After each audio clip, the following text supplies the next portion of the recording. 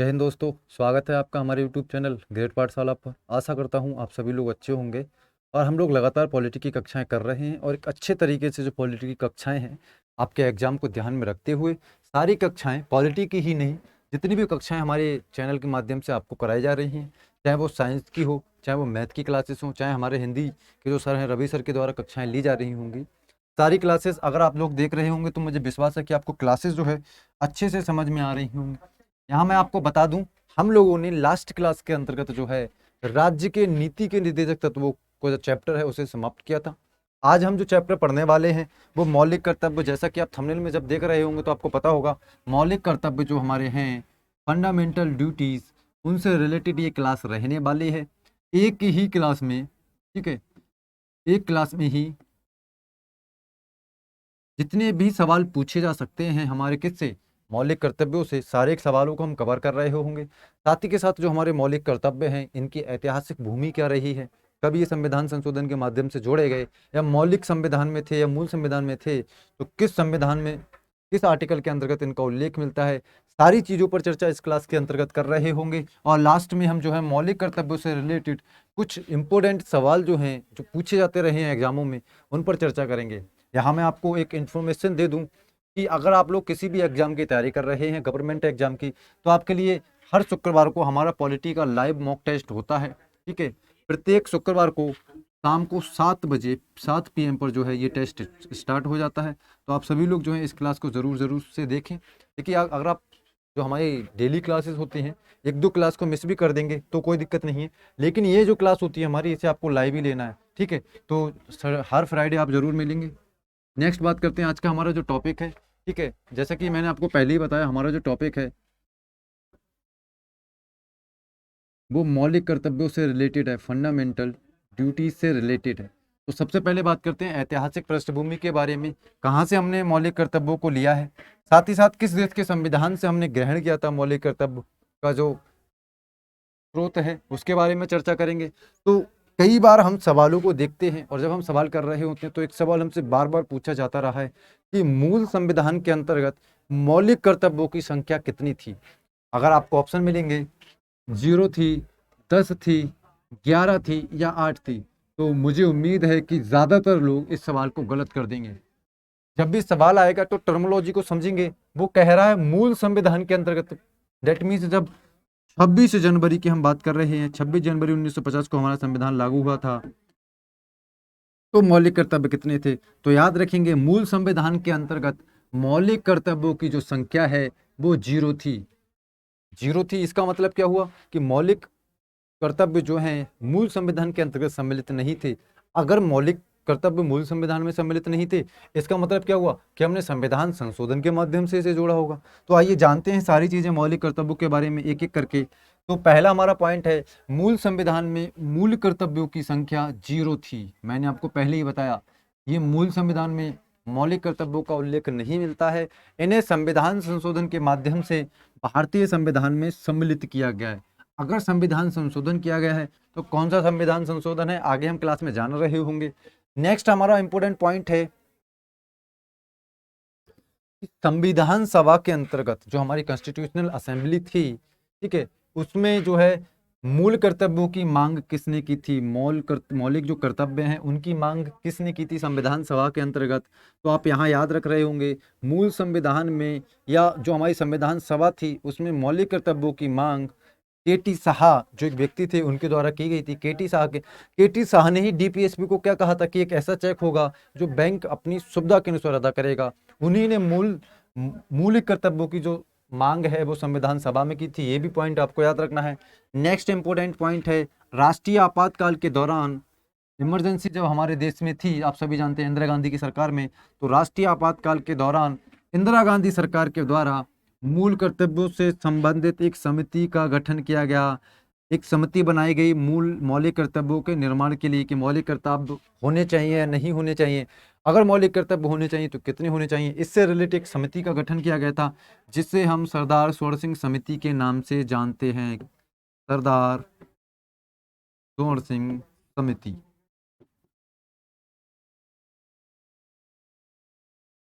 तो आपको याद रखना है मौलिक कर्तव्यों के लिए एक समिति बनाई गई थी। तो कौन सी समिति बनाई गई थी? सरदार स्वर्ण सिंह समिति।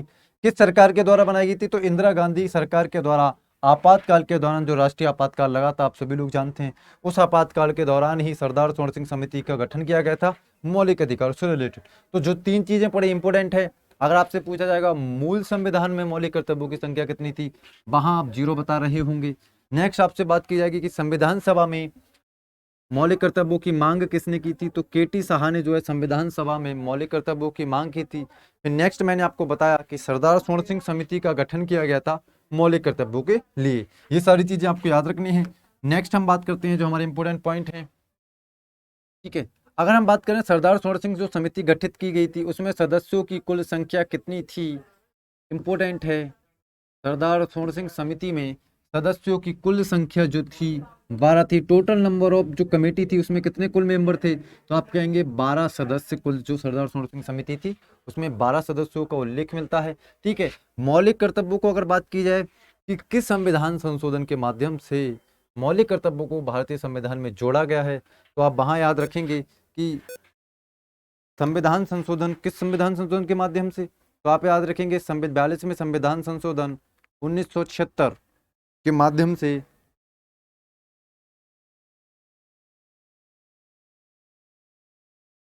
ठीक है, तो हम बात कर रहे थे किस संविधान संशोधन के माध्यम से? तो 42वें संविधान संशोधन 1976 के माध्यम से मौलिक कर्तव्यों को भारतीय संविधान के भाग 4A के अंतर्गत, भाग 4 में हमने डीपीएसपी का अध्ययन किया और भाग 4 में आर्टिकल 51A के अंतर्गत मौलिक कर्तव्यों को सम्मिलित किया गया है।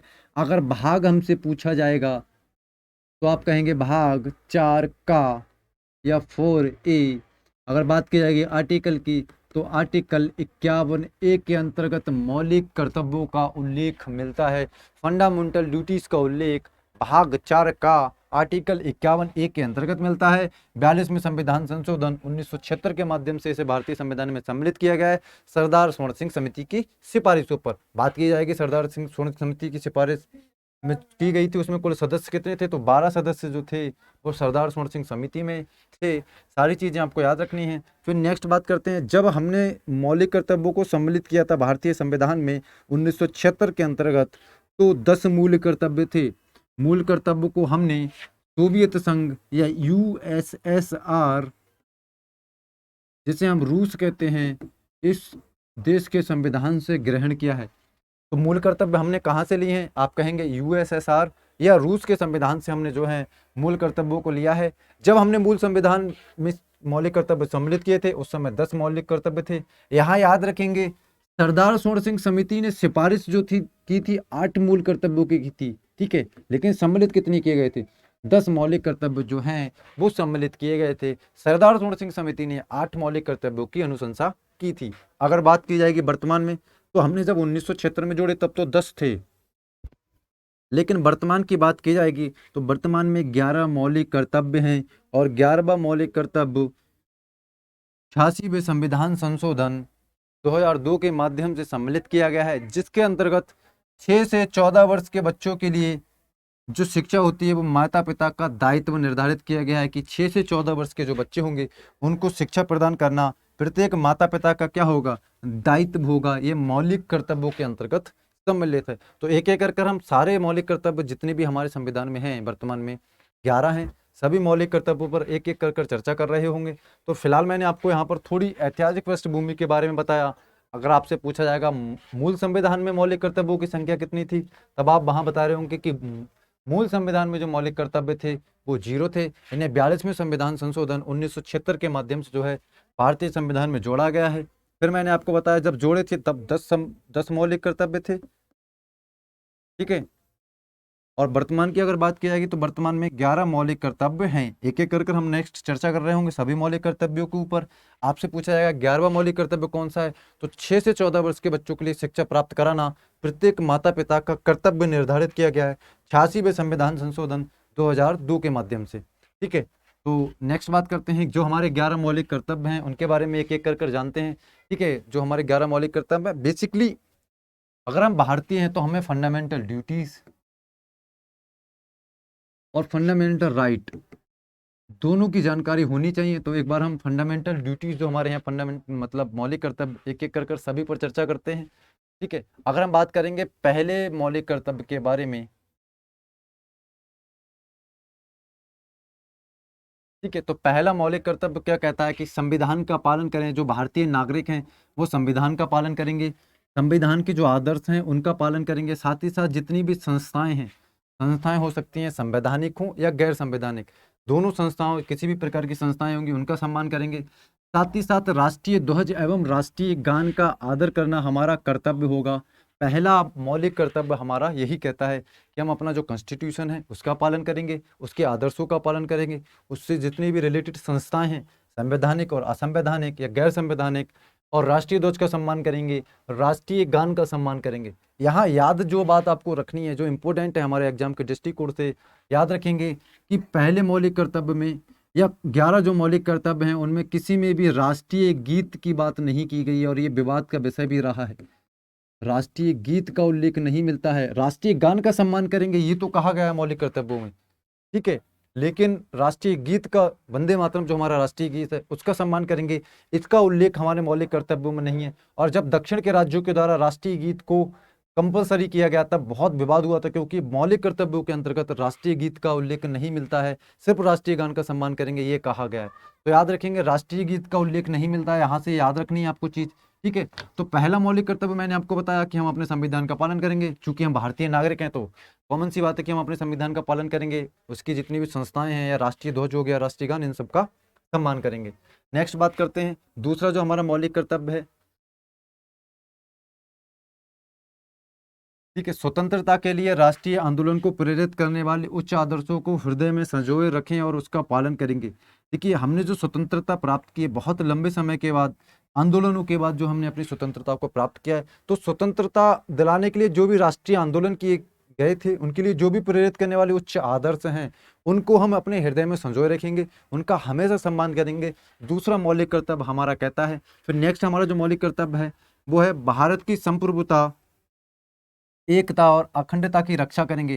कभी भी हमारी एकता का उल्लंघन होता है, कभी भी एकता पर खतरा आएगा तो हम उसकी रक्षा करेंगे। अखंडता पर अगर कोई भी आंच आती है या खतरा आता है तब हम उसकी रक्षा करेंगे। और संप्रभुता भारत की, अगर इस पर कोई भी आंच आती है तब हम इसकी रक्षा करेंगे। हमारे भारतीय संविधान में मौलिक कर्तव्यों में इन 3 शब्दों को उल्लेखित किया है। संप्रभुता की मैंने आपको बताया था कि आंतरिक एवं बाहरी निर्णय लेने की स्वतंत्रता होती है, इसे ही हम संप्रभुता कहते हैं। किसी भी देश को आंतरिक एवं बाहरी निर्णय लेने की स्वतंत्रता होगी, वही संप्रभुता कहलाती है। एकता के बारे में मैंने आपको बताया था, यह एक मनोवैज्ञानिक भाव है जिसके द्वारा हम सभी लोग एक दूसरे को जुड़ा हुआ मानते हैं। हम कहते हैं, जब भी हम कहने में कह देते हैं कि हम सभी भारतीय एक हैं, यही क्या कहलाती है, मनोवैज्ञानिक भाव, एकता कहलाती है। और अखंडता जो है एक भौगोलिक शब्द है, भौगोलिक मान्यता है।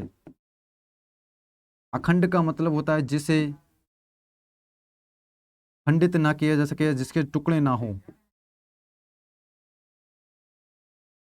अगर इससे रिलेटेड कोई भी बात होती है तो हम अपनी उसकी रक्षा करेंगे, तीसरा मौलिक कर्तव्य हमारा कहता है। और चौथा हमारा मौलिक कर्तव्य है कि देश की रक्षा करें। जो हमारी कंट्री है, जिस देश में हम निवास कर रहे हैं, डैट मीन्स यहाँ पर भारत में हम रह रहे हैं तो भारत की रक्षा करें। और आह्वान किए जाने पर राष्ट्र की सेवा करेंगे। जब भी आपको राष्ट्र की आवश्यकता होगी तब राष्ट्र के आह्वान किए जाने पर आप राष्ट्र की रक्षा करेंगे।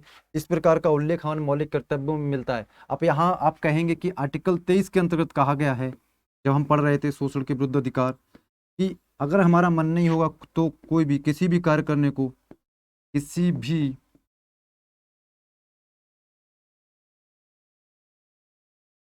कार्य को करने के लिए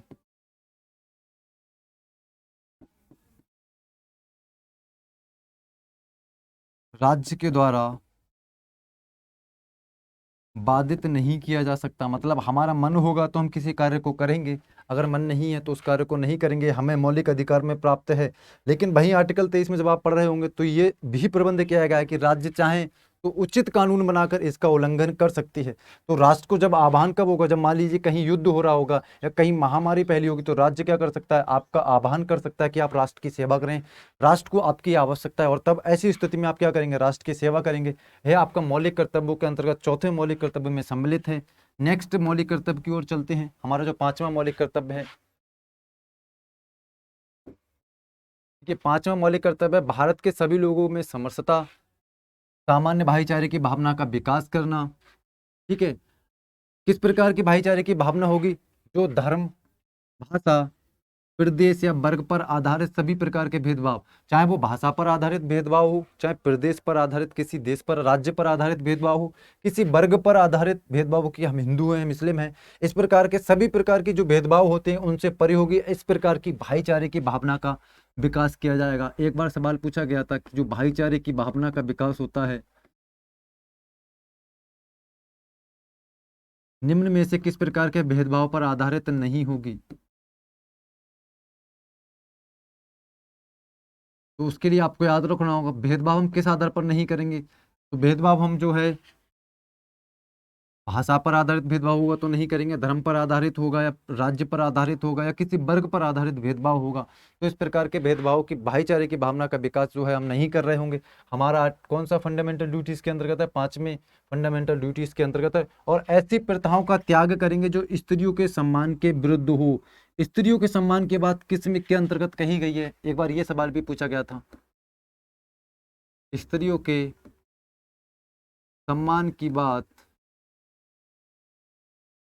फंडामेंटल ड्यूटीज के अंतर्गत की गई है नहीं? एक बार सवाल पूछा गया कथन और कारण में, तो आपको याद रखना है हम नारियों या स्त्रियों का सम्मान करेंगे, हमारा मौलिक कर्तव्य है। कौन सा मौलिक कर्तव्य है?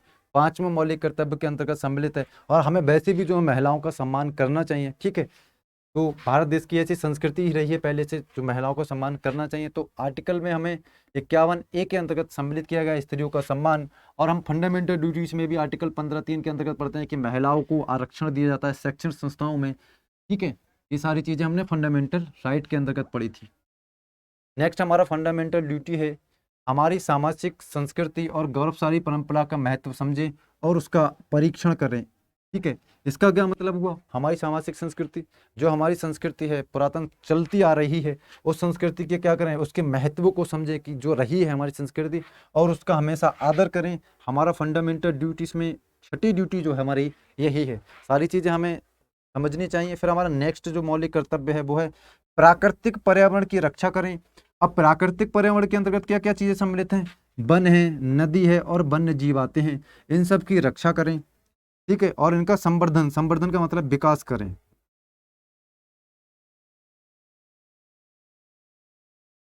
तथा प्राणी मात्र के लिए दया भाव रखें। ये हमारा किसके अंतर्गत है? मौलिक कर्तव्य के अंतर्गत है। तो आपसे पूछा जाएगा मौलिक कर्तव्य के अंतर्गत प्राकृतिक पर्यावरण के संरक्षण की बात की गई है या नहीं? तो आप कहेंगे बिल्कुल। प्राकृतिक पर्यावरण जिसके अंतर्गत वन, नदी, वन्य जीव आते हैं, उनकी रक्षा करेंगे और उनका संवर्धन करेंगे। साथ ही साथ प्राणी मात्र जितने भी होते हैं उनके प्रति दया भाव रखेंगे।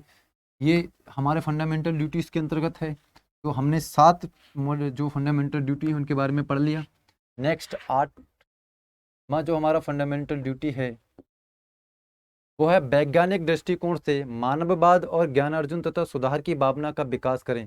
किस प्रकार के दृष्टिकोण का उल्लेख हमारे मौलिक कर्तव्यों में मिलता है? तो याद रखिए रूढ़िवादी दृष्टिकोण का उल्लेख नहीं मिलता। यहाँ वैज्ञानिक दृष्टिकोण, साइंटिफिक दृष्टिकोण जो होता है उसका उल्लेख फंडामेंटल ड्यूटीज के अंतर्गत मिलता है। इस दृष्टिकोण के आधार पर मानववाद मतलब मानव के विकास से रिलेटेड या मानव के ज्ञान से रिलेटेड अर्जन करने से, मतलब ज्ञान को अर्जन करने से रिलेटेड जितने भी प्रकार के सुधार किए जा सकते हैं उन सभी का विकास करें। किसके अंतर्गत है? मौलिक कर्तव्यों के अंतर्गत है। ये भी सवाल पूछा गया एग्जाम में कि वैज्ञानिक दृष्टिकोण का उल्लेख फंडामेंटल ड्यूटीज के अंतर्गत है या नहीं? तो याद रखेंगे रूढ़िवादी दृष्टिकोण नहीं है। वैज्ञानिक दृष्टिकोण का उल्लेख जो है मौलिक कर्तव्यों के अंतर्गत हमें 8वें मौलिक कर्तव्य के अंतर्गत मिलता है। फिर नेक्स्ट हमारा मौलिक कर्तव्य है सार्वजनिक संपत्ति की सुरक्षित रखें और हिंसा से दूर रहें। जितनी भी हमारी सार्वजनिक संपत्ति होती है, गवर्नमेंट की जो संपत्तियां होती हैं सार्वजनिक संपत्ति, उसकी सुरक्षा करेंगे। साथ ही साथ हिंसा से दूर रहेंगे। जितनी भी प्रकार की हिंसाएं होती हैं उनसे दूर रहेंगे। सार्वजनिक संपत्ति का मतलब क्या हुआ? आप रोडवेज में सफर कर रहे हैं अगर मान लीजिए, तो ठीक है, तो रोडवेज क्या है? सार्वजनिक संपत्ति है, आपकी निजी संपत्ति तो नहीं है वो। तो आपको इसकी रक्षा करनी है। अगर आप रोडवेज में किसी प्रकार की हिंसा करते हैं, ठीक है, तो आपको ये करनी नहीं है। अगर हिंसा करेंगे तब भी आप पर क्या हो जाएगी? कार्रवाई। आप रोडवेज में आग लगा देते हैं, रोडवेज के शीशे तोड़ते हैं, इस प्रकार की जितनी भी गतिविधियां करते हैं इस आधार पर आप पर कार्रवाई की जा सकती है। क्योंकि हमें फंडामेंटल ड्यूटी दी गई है कि हम क्या करेंगे? सार्वजनिक संपत्ति की सुरक्षा करेंगे। जबकि हम इसका उल्टा करते हैं, चाहे वो रेलवे हो, चाहे रोडवेज हो, कहीं पर भी जितनी भी सार्वजनिक संपत्तियां हैं उनका क्या करते हैं, गलत इस्तेमाल ही करते हैं। क्यों करते हैं, फिर इस आधार पर हमारे ऊपर कार्रवाई क्यों नहीं होती है। हम लास्ट समाप्ति की ओर होंगे तब आप समझ रहे होंगे कि क्यों रोडवेज को तोड़ने पर या शीशे को तोड़ने पर हम पे कार्रवाई नहीं की जाती है, या हम जो रेलवे होते हैं उसमें से बहुत सारी चीज़ें गायब कर लेते हैं और कार्रवाई नहीं होती है। ये सारी चीज़ लास्ट में हम समझ रहे होंगे। ठीक है, फिर हमारा नेक्स्ट जो मौलिक कर्तव्य है वो है व्यक्तिगत और सामूहिक गतिविधियों के सभी क्षेत्रों में उत्कर्ष की ओर बढ़ने का सतत प्रयास करेंगे। डेट मीन्स ऐसा उत्कर्ष की ओर बढ़ने का मतलब क्या है कि ऐसा प्रयास करेंगे जिससे राष्ट्र की क्या हो, प्रगति हो। जो हमारा भारत राष्ट्र है उसमें वृद्धि हो, साथ ही साथ निरंतर बढ़ती हुई उपलब्धि की नई ऊंचाइयों को छू सकें। इस प्रकार की हमें विकास करने, प्रगति करनी है जिससे हमारे राष्ट्र की उपलब्धियों में वृद्धि हो। ठीक है, तो ये 10वें मौलिक अधिकार के अंतर्गत, मौलिक कर्तव्य के अंतर्गत सम्मिलित है। फंडामेंटल ड्यूटीज का अध्ययन कर रहे हैं, ना कि फंडामेंटल राइट का। तो 10वें मौलिक कर्तव्य के अंतर्गत हमने जो सम्मिलित चीज है वो हमने पढ़ा कि हमें ऐसा विकास करना है जिससे राष्ट्र का भी विकास हो। फिर हमारा नेक्स्ट जो 11वां मौलिक कर्तव्य है और जो सबसे ज्यादा इंपॉर्टेंट है, 6 से 14 वर्ष तक की आयु के बीच कि अपने बच्चों की शिक्षा को अवसर को उपलब्ध कराएं, यह कर्तव्य होगा। और 86वें संविधान संशोधन अधिनियम 2002 के माध्यम से इसे मौलिक कर्तव्यों में जोड़ा गया है। तो क्या यह जब 1976 में मौलिक कर्तव्य सम्मिलित किए गए थे, क्या यह मौलिक कर्तव्य उसमें सम्मिलित था? तो आप कहेंगे सम्मिलित नहीं था। क्यों नहीं था? क्योंकि इसे संविधान संशोधन के माध्यम से जोड़ा है। किस संविधान संशोधन के माध्यम से जोड़ा? तो आप कहेंगे 86वें संविधान संशोधन 86वें संविधान संशोधन 2002 के माध्यम से जो है 6 से 14 वर्ष तक के बच्चों के लिए शिक्षा प्रदान कराना प्रत्येक माता पिता का कर्तव्य होगा, जोड़ा गया है। किस आर्टिकल के अंतर्गत? 51A के अंतर्गत 11वें मौलिक कर्तव्य के अंतर्गत से जोड़ा गया है 86वें संविधान संशोधन 2002 के माध्यम से। बहुत बार सवाल पूछा गया है किस संविधान संशोधन से 11वां मौलिक कर्तव्य जोड़ा गया? आप कहेंगे 86वें संविधान संशोधन। क्या 1976 में ये था हमारे मौलिक कर्तव्यों में? तो आप कहेंगे नहीं, 1976 में ये नहीं था, क्योंकि ये 2002 में जोड़ा गया है। ठीक है, नेक्स्ट बात करें मौलिक अधिकारों की आलोचना किस आधार पर की जाती है। अगर हम बात कर रहे होंगे मौलिक अधिकारों की आलोचना के बारे में, क्यों मौलिक अधिकार की आलोचना होती, तो अभी तक हमने जितने भी 11 हमारे मौलिक कर्तव्य थे, अगर मैं कहीं पर भी मौलिक अधिकार बोल रहा हूँ तो आप समझेंगे कि वहाँ मैं मौलिक कर्तव्य की बात कर रहा हूँ, क्योंकि आज की कक्षा जो हमारी किसकी है, फंडामेंटल ड्यूटीज की। मौलिक अधिकार और मौलिक कर्तव्यों में ज्यादातर मैं मतलब मौलिक अधिकार और मौलिक अधिकार से मैं मौलिक कर्तव्य और मौलिक कर्तव्य से मौलिक अधिकार की ओर चला जाता हूँ। लेकिन आप यहाँ समझेंगे कहीं पर भी मौलिक अधिकार बोल रहा हूँ वह मौलिक कर्तव्य शब्द इस्तेमाल करना है। ठीक है, नेक्स्ट, तो क्यों आलोचना हो रही है? हमने 51A के अंतर्गत मौलिक कर्तव्यों को जोड़ा है। 11 हमारे मौलिक कर्तव्य हैं, तो क्यों इनकी आलोचना होती है हम जानेंगे। सबसे पहला पॉइंट है कि मौलिक कर्तव्यों का पालन न करने पर दंड का प्रावधान नहीं है, इस बारे में सख्ती का अभाव है। अगर आप मौलिक कर्तव्यों का उल्लंघन करते हैं तो इसके लिए कोई भी दंड का प्रावधान नहीं किया गया है। सरकार के द्वारा कोई भी ऐसा कानून नहीं बनाया गया जिससे मौलिक कर्तव्यों का अगर आप उल्लंघन करते हैं तो आपको दंड दिया जाएगा। इस प्रकार के किसी भी कानून का निर्माण संसद के द्वारा नहीं किया गया है। अगर संसद कानून बनाएगी किसी भी मौलिक कर्तव्य से रिलेटेड और तब आप उस मौलिक कर्तव्य का उल्लंघन करेंगे तो आपको बिल्कुल दंड मिलेगा। तो याद रखेंगे कि इसके लिए कोई दंड का प्रावधान नहीं है, इसलिए जो है फंडामेंटल ड्यूटीज इतनी प्रभावशाली नहीं है। ठीक है, नेक्स्ट हमारा पॉइंट है कि 42वें संविधान संशोधन 1976 के माध्यम से जिन मौलिक कर्तव्यों को लेकर विधि बन चुकी है उनके उल्लंघन के लिए दंड मिल सकता है। डेट मीन्स हमारे पास 11 मौलिक कर्तव्य हैं, 11 में से जिनके उल्लंघन करने पर दंड का या जिनके लिए विधि का निर्माण हो चुका है, उल्लंघन